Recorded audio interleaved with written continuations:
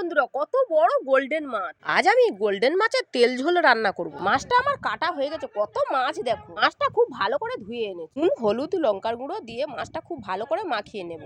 এবারে আমি মশলাগুলো বেটে নেব। আদা রসুনটা বেটে নেব। বাটা হয়ে গেলে লঙ্কাটাও বেটে নেব। চালমগজ পোস্তটাও বেটে নেব। উনানে কড়াটা বসিয়ে তেল দিয়ে দেবো। তেলটা গরম হয়ে গেলে মাছগুলো ভেজে তুলে নেব। এখানে আমার সব মাছ ভাজা হয়ে গেছে। ওই তেলের মধ্যে শুকনো লঙ্কা গোটা জিরে দিয়ে দেবো। দিয়ে দেবো পেঁয়াজ কুচি, টমেটো কুচি। টমেটো পেঁয়াজটা ভাজা হয়ে গেলে দিয়ে দেবো আদা রসুন বাটা। আদা রসুনটা দিয়ে খুব ভালো করে কষে নেব। লঙ্কা বাটা, স্বাদ মতো নুন আর হলুদ গুঁড়ো দিয়ে খুব ভালো করে কষে নেব। খুব ভালো করে কষানোর পরে দিয়ে দেবো চালমগজ বাটা আর পোস্ত বাটাটা। আরও কিছুক্ষণ কষে নিয়ে পরিমাণ মতন জল দিয়ে দেব।